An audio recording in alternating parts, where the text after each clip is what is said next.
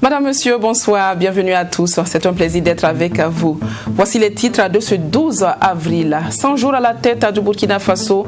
Quel bilan pour le président Kaboré? Dans cette édition, nous vous livrons la lecture de notre chef de desk politique qui, au regard des faits, conclut une période assez calme.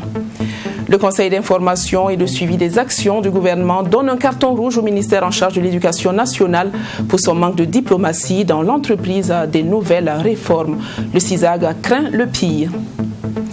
Madame, Monsieur, nous amorçons ce journal avec les 100 premiers jours de Roch Marc Christian Kaboré en tant que président du Faso. Quel bilan dressé de cette période? Bernard Bougman, notre analyste politique, retient un parcours plus ou moins paisible dans l'ensemble. Découvrez la totalité de sa critique dans ce reportage qui porte la voix de Marie Ango. 100 jours, 100 heures, tel pourrait être le titre à consacrer aux 100 jours du président Kaboré alors qu'il entame son second mandat, tant le premier mandat de Roch ayant été dur comme du roc.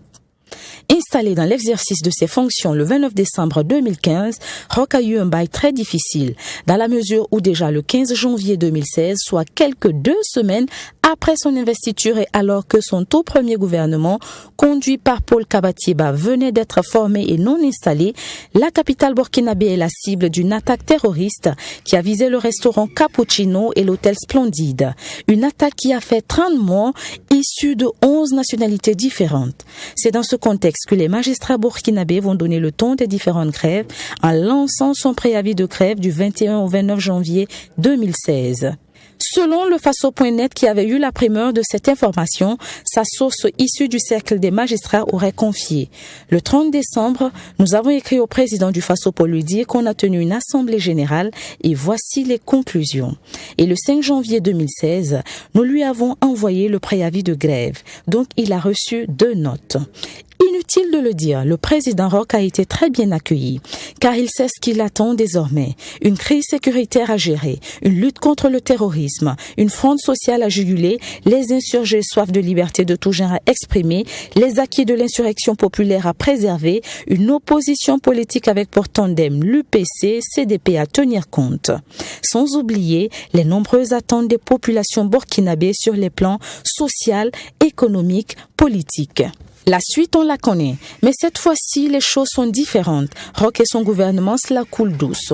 Aucun mouvement de grève n'a été observé en dehors des mouvements des élèves contre les réformes du baccalauréat et du BEPC. Les Burkinabés semblent pour le moment être en train d'observer le président qui leur a promis un nouveau découpage administratif du territoire, l'effectivité d'une réconciliation nationale dont on ne voit aucun schéma jusqu'à présent. L'homme fort de Kossiam a aussi promis le retour des exilés 6 mois après sa prise de fonction. Pour son second mandat, son référentiel n'a pas été rendu public pour le moment. Un fait marquant de ces 100 jours reste tout de même la démission du bouillant Bassolman Bazier, secrétaire général de la CGTB, intervenu en janvier 2021. Car pour le premier mandat de Roch et selon les enquêtes de l'Institut Free Afrique dirigé par le docteur Rassablga Seydou Ouetraogo en 2016, il y a eu au total 68 grèves et sit-ins. En termes d'heures d'interruption de travail pour fait de grève, c'est énorme. Mais dans un constat général, le gouvernement avance au rythme du président en mode diesel pendant que plusieurs défis urgents doivent être relevés dans un climat de confiance. Le processus de réconciliation nationale au Burkina Faso sera-t-il vraiment une réalité? Pascal Zaïda en doute. L'homme qui s'est exprimé sur les 100 jours de gestion du président Kaboré est revenu sur ce point important du programme présidentiel. La question évidente pour lui reste comment réconcilier les Burkinabés quand eux-mêmes ne sont pas unanimes sur le mécanisme à adopter. Écoutez Pascal Zaïda, coordonnateur du cadre d'expression démocratique au micro de Michael Tougri. Nous préférons qu'on mette en place un tribunal spécial. Là, ça fait baisser la tension pour ceux qui prônent pour la justice classique et ceux qui prônent pour la justice traditionnelle, ou du moins ceux qui prônent pour la justice traditionnelle. Même ceux qui parlent de la justice classique, j'ai sans doute dit aux gens que si vous voulez qu'il y ait la justice classique, alors on doit sortir tous les dossiers. En commençant par les dossiers de l'insurrection. Il faut juger ceux qui ont mis le feu dans le pays, ceux qui ont mis le feu à l'Assemblée. Ceux qui sont morts balle au dos, ceux qu'on a enterrés sans autopsie. Les gens sont morts dans la cour de Gilbert Ouedraogo à Ouayouguia, dans le siège du CDP à Ouagadougou. Il faut qu'il y ait la vérité et la justice sur ça. Il faut juger le dossier d'insurrection. Il faut juger les coupables. Il faut juger le dossier Sankara, le dossier Norbert Zongo, le dossier Dabo Boukari et même les dossiers pendants qui sont toujours là. C'est pour cela qu'on dit aux gens de faire très attention. Il est très bien de façon passionnée de dire qu'on est pour tel ou tel aspect de la justice, mais il faut tenir compte que cette même justice-là va vous épingler. S'il y a justice classique, il faut ouvrir tous les dossiers. Le président Kaboré a lancé le processus de réconciliation. Naturellement, vous devrez l'accompagner. Moi, je suis mal à l'aise lorsque je vois des cadres du MPP qui sapent, qui narrent même le processus de réconciliation engagé par leur mentor. C'est des hommes qu'il faudrait même faire passer en conseil de discipline. Si c'est nous autres qui parlons, on va dire, les erreurs ont commencé. Mais comment se fait-il que c'est à l'intérieur que des gens sortent pour bouder ce que le président a décidé de faire? Donner 6 mois pour faire entrer tous les exilés. Ça part de ces 6 mois que nous allons commencer maintenant à leur alerter et attirer leur attention par rapport à ça. Quand vous prenez la question de sa promesse électorale où il a dit qu'il va aller à la 5e République, il a été élu sur cette base. À quel moment maintenant on va organiser le référendum pour passer à la 5e République, puisqu'il a été élu sur cette base? Donc toutes ces questions-là, en 100 jours, on ne peut rien. C'est plutôt l'évolution du processus qui pourrait nous amener à apprécier de façon progressive sur ce qui a été promis pour être réalisé en termes d'actions proposées et acceptées par le peuple. Le ministère de l'Éducation nationale a manqué de stratégie dans la mise en œuvre des réformes entreprises dans le système éducatif, selon le Conseil d'information et de suivi des actions du gouvernement CISAG. Cette organisation a animé une conférence de presse ce lundi 12 avril avec à l'ordre du jour la situation de l'économie nationale en lien avec la crise sanitaire et celle dans le secteur des transports. Maxime Jean-Eudes de Bambara. Suite aux récentes sorties médiatiques de certains partis politiques d'opposition non affiliés au CEFOP, dénonçant une lettre du ministère de l'Administration territoriale et de la décentralisation leur demandant de clarifier leur appartenance, le CISAG, Conseil d'information et de suivi des actions du gouvernement, appelle à une relecture de la loi. Pour Issaka Ouedraogo et ses camarades, la relecture de la loi sur le statut du chef de file de l'opposition est nécessaire pour éviter les amalgames au regard du tiraillement observé autour de la question d'affiliation à la majorité et à l'opposition. C'est le même ministre encore, sous une autre casquette, qui dit qu'au niveau de la majorité, ils ne vont pas accepter tous les partis. Donc vous voyez qu'il y a un problème. Il y a un problème. C'est pourquoi nous avons dit, cette loi, il faut la relire. Il faut permettre aux gens de faire leur choix. Quand on est dans une démocratie, nous sommes dans une démocratie, on ne peut pas obliger quelqu'un à aller s'accopiner avec un autre. Sur la question des réformes entamées dans le système éducatif, le CISAG se dit inquiet de la situation de décrépitude dans laquelle se trouve l'école burkinabé. Pour cette organisation de la société civile, les manifestations scolaires contre les réformes entreprises ne sont que la partie visible de l'iceberg. Nous, on n'est pas contre la réforme. Mais une réforme se discute. Si c'est le dernier diplôme qui couronne le cycle secondaire, le second cycle, et c'est le même diplôme qui donne accès aux enseignements supérieurs, alors on peut trouver une formule, une articulation qui permette justement en fait ces passages, mais justement en concertation avec tous les acteurs. Pour les conférenciers, il n'y a pas que la situation de l'école burkinabé qui inquiète. Le secteur des transports va également mal. Pire, ce secteur est même pourri. Ça dit c'est un secteur pourri. Ça, il faut qu'on se dise la vérité. C'est un secteur vraiment pourri parce que vous avez aujourd'hui des associations ou des syndicats, des responsables des syndicats qui n'ont même pas un camion mais qui se disent transporteurs. Le problème est qu'il y en a qui pensent qu'ils n'ont rien à voir avec le ministre parce qu'ils ont des relations haut placées, parce qu'ils ont des camions, des dignitaires du régime avec eux, et que ce n'est pas un ministre qui peut leur dicter sa loi. Le Conseil d'information et de suivi des actions du gouvernement s'est dit par ailleurs préoccupé par la situation de l'économie nationale, en particulier celle du privé durement éprouvée par le Covid-19 au regard du bilan 2020 dressé par la Chambre du commerce et d'industrie. Les conférenciers souhaitent donc une réouverture rapide et concertée des frontières terrestres des pays membres de la CEDEAO pour permettre aux acteurs de l'économie de faire face à la situation économique difficile que traverse le pays. Forum national des jeunes du mouvement du peuple pour le progrès MPP, c'est 9 et 10 avril 2021 à Ouagadougou. Ces adhérents du parti au pouvoir ont échangé sur le thème suivant: réforme politique et institutionnelle, à quelle contribution des jeunes du MPP. Ces juniors ont profité de ce rassemblement pour se féliciter de leur participation au coup KO de leurs candidats aux élections dernières. Les détails de la clôture du forum dans ce reportage signé Fatimata Ninkiem. Venue des 45 provinces du Burkina Faso, la jeunesse du MPP a 2 jours durant réfléchi sur les réformes politiques et institutionnelles annoncées par le président du Faso. Objectif, accompagner ce dernier dans la mise en œuvre de ces réformes. Et cela à travers des recommandations issues du forum. Qu'il y ait par exemple des mécanismes de contre-saison qui vont permettre de créer beaucoup d'emplois pour les jeunes. Et nous avons demandé à ce qu'il y ait des mécanismes par rapport à l'agriculture. Et tout ça a été consigné. Mais comme je l'ai dit, ce ne sont pas d'abord les conclusions, ce sont les grandes lignes que nous avons définies.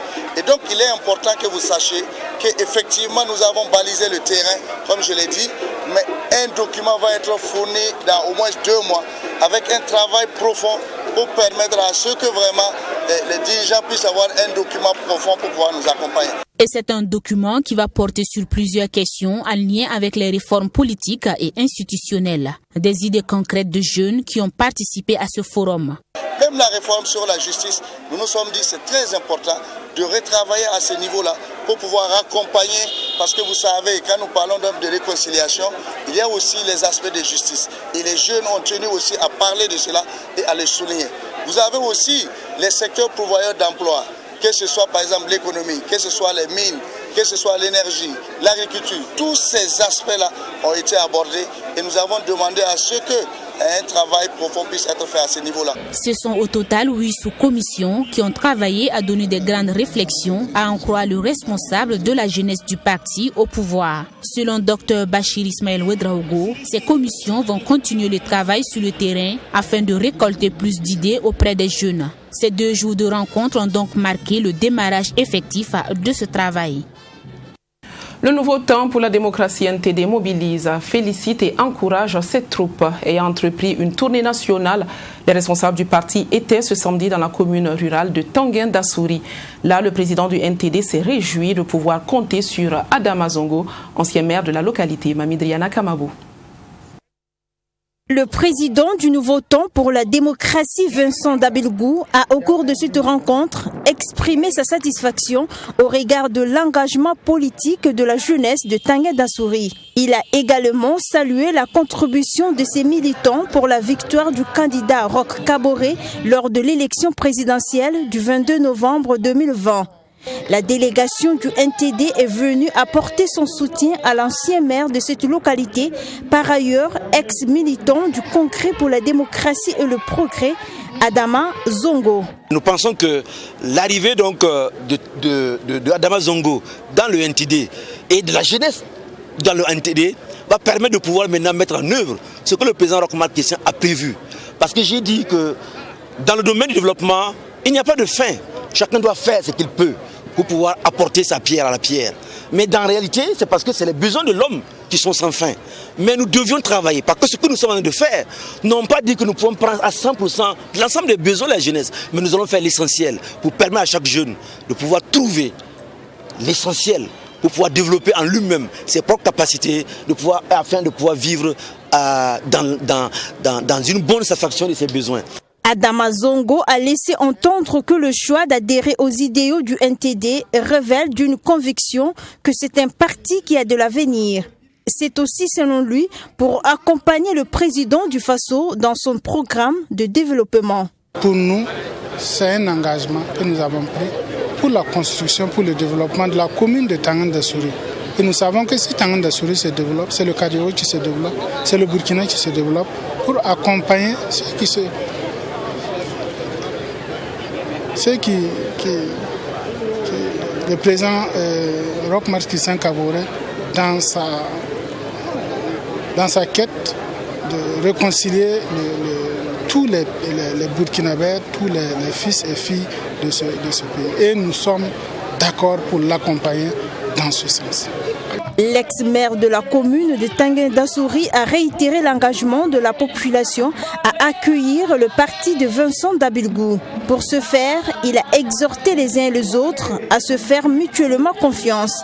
Et en renouvelant son engagement à faire rayonner le NTD dans sa localité, Adama Zongo a invité les habitants à la cohésion sociale et au pardon.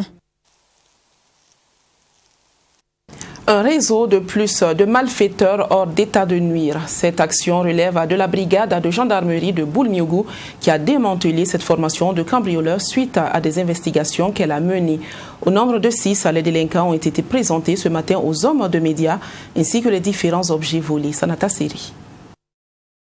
Tout est parti de la déclaration du vol d'une motoscooter de marque Yamaha Aeros au cours d'un cambriolage dans la nuit du 5 au 6 avril à Saba.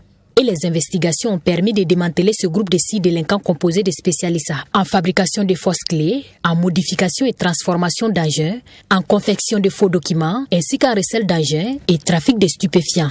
Selon le commandant de brigade de gendarmerie de Boulmiougou, ces présumés délinquants comme mode opératoire utilisent des enfants qu'ils droguent pour parvenir à leur fin. Toutes les personnes que nous avons interpellées sont chacun dans son rôle afin de pouvoir arriver à leur but. Le premier que je nomme X, il s'agit d'un grand receleur d'engins et trafiquant de stupéfiants. Il achète les engins volés et les convoie dans des pays voisins. Une autre personne qui est chargée, quand il s'agit de cette personne, de recrutement. Il est chargé du recrutement d'enfants. Ce recrutement est fait dans tous les milieux, j'insiste bien, dans tous les milieux, notamment dans le milieu scolaire, pour le vol des engins convoités. Ces engins, ces enfants sont drogués pour motiver la commission des actes. Les clés sont confectionnées quelque part à cet effet et remises aux enfants afin de pouvoir ouvrir tout engin convoité. Et c'est le rôle des enfants de pouvoir trouver ces engins et de ramener à leur chef. Ce sont donc au total 12 engins, 11 fausses clés et environ 20 kg de cannabis qui ont été saisis lors de l'opération. Et parmi les engins retrouvés, la moto-scooter 155 de Alex Meda volée à son domicile.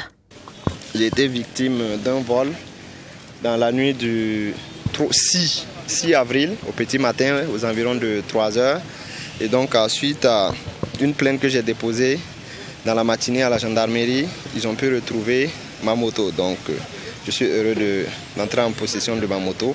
Et je félicite aussi la gendarmerie et les forces de l'ordre pour leur réaction. Ils ont été prompts, parce que grâce à leur promptitude, on a pu avoir la moto en un temps record.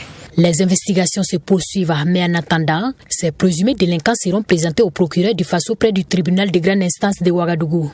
Et la brigade de gendarmerie d'inviter les populations à plus de vigilance et à collaborer avec les services de la police et de la gendarmerie nationale en appelant les numéros verts. Un élan de solidarité et de charité envers les déplacés internes de la commune de Nagréango. 12 tonnes de denrées alimentaires de première nécessité ont été remises à ces personnes par l'Association des anciens fonctionnaires des Nations Unies au Burkina Faso en collaboration avec des fonctionnaires du même système des Nations Unies en activité à l'intérieur et à l'extérieur du pays. La gratitude de ces personnes installées à une trentaine de kilomètres de Ouagadougou s'est traduite par leur joie. La réception de ces vivres s'est faite le samedi 10 avril. Ami Valiant avec la voix de Michael Tougri. Composé entre autres de riz, de petits milles, de farine, de haricots, de sucre, le tout d'une valeur de 8 millions de francs CFA. C'est le don fait par l'Association des anciens fonctionnaires des Nations Unies au Burkina Faso en collaboration avec les fonctionnaires du système des Nations Unies en activité à l'extérieur et à l'intérieur du pays aux déplacés internes de la commune rurale de Nagréango. Pour Marcel Bonzi, président de l'association, ce don est une manière de soutenir ces hommes et ces femmes qui ont trouvé refuge dans cette commune rurale. Nous sommes habitués lorsque dans notre pays il se passe des événements de participer, comme lors des inondations et suite à ces problèmes d'insécurité. Nous nous sommes toujours sentis interpellés parce que la devise de notre association est solidarité par tous et pour tous. Et c'est ce qui nous inspire pour intervenir à chaque fois que nous pouvons le faire. Maître Hervé Kaboré, député maire de la commune rurale de Nagrengo, a félicité ses donateurs de jour pour leur action salutaire. Il a profité de l'occasion pour inviter les personnes de bonne volonté à suivre les pas de cette association. Et en ce qui concerne la distribution, le maire a promis qu'un dispositif est mis en place pour une distribution juste et équitable. C'est avec beaucoup de sentiments de soulagement que nous accueillons aujourd'hui le geste de l'association des anciens fonctionnaires du système des Nations Unies. Vous savez que nous sommes une commune qui accueille beaucoup de PDI, donc personnes déplacées internes, et nous lançons des appels qui peuvent contribuer pour que nous puissions prendre en charge les déplacés qui sont ici dans la commune de Nagrengo et un peu ailleurs. Les déplacés internes, quant à eux, ont remercié leurs bienfaiteurs car ce don vient à point nommé et va beaucoup les soulager. Nous remercions ceux qui nous ont fait le don aujourd'hui. Nous sommes des déplacés et pour avoir de la nourriture, c'est très difficile. Mais ce don va vraiment nous soulager. Que Dieu les rende à la hauteur de leurs bienfaits. Vraiment, merci. À en croire les responsables de l'association, cette action a été rendue possible grâce à un appel à contribution adressé aux fonctionnaires du système des Nations Unies en activité et aux membres de l'association des anciens fonctionnaires des Nations Unies au Burkina Faso. Et ce sont 450 familles vulnérables qui ont reçu ce don à hauteur de 40 kg par famille. L'artiste Bila Kakora était en concert le 9 avril dernier à Ouagadougou. Un live à mettre à l'actif de la sortie de son tout nouveau clip dénommé Aïe Aïe Aïe. Durant 1h30, l'artiste a communié avec ses mélomanes. Il a également fait cas avec ces derniers de ses projets futurs. Chérifa Yanogo avec la voix de Fatimata Ninkiema. Un concert live pour présenter sa dernière sortie discographique Foulou. Et pour ce concert dédicace, Bila Kakora, le prince du Django, n'a pas lésiné sur les moyens. Son orchestre complet, le Django System, pour faire découvrir aux mélomanes les 11 titres de ce nouvel album. Foulou, c'est l'éventail. L'éventail, c'est la symbolique de l'éventail. Ça veut dire qu'il faut plusieurs personnes. Quand on veut aboutir à quelque chose de bien, il faut le concours de plusieurs personnes. Et la symbolique de l'éventail chez nous, c'est ce qu'on utilise pour ventiler les rois. C'est ce qu'on utilise pour ventiler même les morts, pour accompagner les morts à leur dernière demeure. Et puis l'objet même, il est fait de plusieurs tiges qui est tissé par plusieurs cordes. Donc pendant toute ma carrière, j'ai croisé des musiciens, le talent, j'ai collaboré avec des gens. Et je dis, je vais mettre ça sur un album. C'est 11 titres. Et puis c'est un album qu'on a fait en coproduction avec Chama Rampi. La sortie d'un clip. Le clip qu'on a fait, le clip Aïe Aïe Aïe, qui est une chanson d'amour.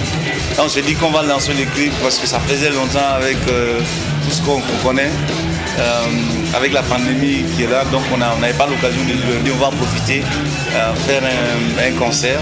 Un public acquis à sa cause qui n'a pas manqué d'esquisser quelques pas de danse. L'artiste travaille en collaboration avec la maison de production Chama Rampi. Et pour le président directeur général de Chama Rampi, ce fut un plaisir pour sa structure de travailler avec une telle sommité de la musique burkinabé. Disons que depuis tout petit, Bill nous a bercé dans notre enfance. Et moi, c'est un plaisir, c'est une fierté pour moi aujourd'hui de dire que Chama Rampi et Django Production a collaboré ensemble pour sortir cet album qui est là. Et pour moi, c'est une fierté d'avoir travaillé avec Bila Kakora, quand même, qui est un artiste professionnel. Et j'espère que voilà, notre collaboration va continuer comme on l'a déjà commencé. C'est quelqu'un de humble, d'honnête. Et moi, j'adore travailler avec lui, discuter avec lui. Aujourd'hui, c'est normal que voilà, je viens le soutenir parce que voilà, c'est quelqu'un que j'admire. Le clip du titre Aïe Aïe Aïe, qui est une chanson d'amour, a été présenté en exclusivité pour le bonheur des mélomanes. Un clip entièrement réalisé au Canada. Et selon l'artiste, ce clip traduit clairement ses ambitions de s'ouvrir davantage les portes du marché international. Bila Kakora annonce 5 dates de concert en Italie et une tournée nationale dans le mois de décembre prochain. Sportivement, nous nous intéressons à la 25e journée du Face au foot. Une journée avare en but avec au total une quinzaine. Un léger changement cependant est à noter au niveau du classement général qui maintient l'AS Sonabel comme leader. Assami Touré pour plus de détails. La 25e journée du Face au foot a pris fin ce dimanche avec la rencontre USO AS Sonabel au stade Issoufou Joseph Konombo. Les électriciens, après la défaite en championnat et en coupe, électrocutent l'USO 2-0 et restent en tête au classement avec 46 points. L'USO est 14e avec 27 points et un match en retard. L'USFA en déplacement Bobo Dioulasso s'impose devant Raïmo 2-0 et conserve sa place de deuxième avec 42 points. Raïmo est 15e et 4e relégable avec 25 points. Salitas avec 3 matchs en retard a également 42 points et classé 3e. Et le RCK, son adversaire de la 25e journée non jouée, est 11e avec 33 points et un match en retard. L'AS Douane, malgré le match nul d'un but partout face à l'ASFB, est 4e avec 41 points. La SFB 16e avec 24 points. Les Faux, en battant COSAF 3-1, se remet en confiance, mais est logé à la 12e position avec 31 points. Selon l'entraîneur, les consignes ont été bien respectées. Et je leur ai dit dans les vestiaires, pour la première fois que vous êtes revenu au score, je leur ai dit que ça doit être le bon coup pour finir par cette victoire. Parce que pouvoir revenir au score avec tout ce qu'il y a comme traumatisme, je pense que vous êtes sur le bon chemin. Et puis faisant, vous avez vu ce que ça donnait. Lui, c'était le fait qu'on a jeté quelques ballons dehors. Je pense que le score n'avait pas été criard et avec le pays satisfait. Pour une remise en confiance, je pense que c'est bon. COSAF, avec cette énième défaite, reste dernier avec 21 points. Pour l'entraîneur, son équipe manque de réalisme. Bon, nous sommes en football. La première partie du match, on avait les matchs à main. On n'a pas été réaliste, il faut le dire. Nous avons eu des occasions après le premier but pour tuer le match. On ne l'a pas fait. Ben, c'est le football. Juste avant la mi-temps, une faute, un penalty. On encaisse le penalty, on va à la mi-temps comme ça. C'est des jeunes joueurs, bon, ils ont pris un coup parce que durant toute la mi-temps, on a passé le temps à parler. Ils n'ont qu'à oublier ces penalties et revenir dans leur match. Bon, ils ont passé le temps à parler de ça. Bon, ils sont restés sur ces penalties. Ils n'ont pas pu revenir en deuxième mi-temps. Bon, il faut saisir sa chance. Ils ont eu des occasions et ils ont concrétisé. C'est ça qui donne ces résultats ce soir. Le RCB partage la poire en deux avec Vitesse FC, un but partout, et occupe la 5e place. Vitesse est 17e avec 23 points.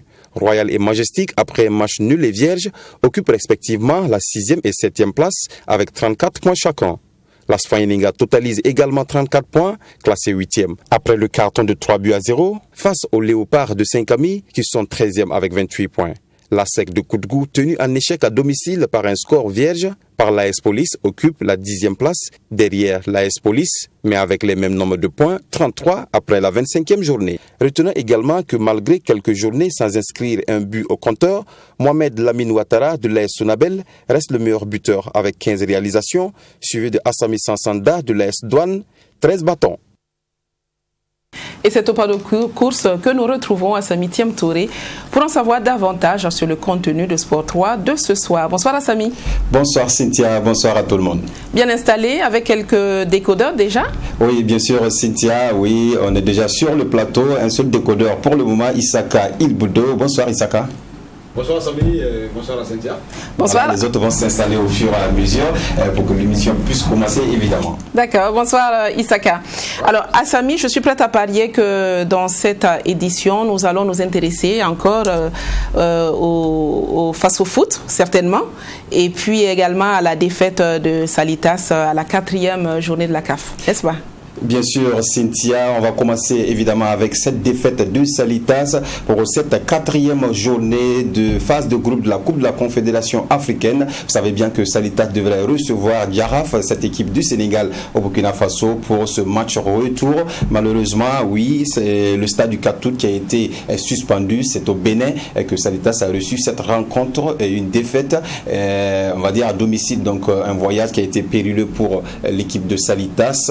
Donc Salitas à présent au bas du tableau avec 3 points, ce qui ne va pas du tout arranger puisqu'il va rester 2 rencontres de phase de groupe pour se qualifier pour le second tour. Donc on va voir en tout cas ce que Salitas va produire, mais on en parlera déjà dans cette émission. Et comme vous l'avez dit, la 25e journée également du Face au Foot. Vous avez vu le résumé de cette journée. Les décodeurs vont décortiquer, vont décoder, on va dire, en tout cas toutes ces journées dans cette émission sous peu. D'accord, ben voilà.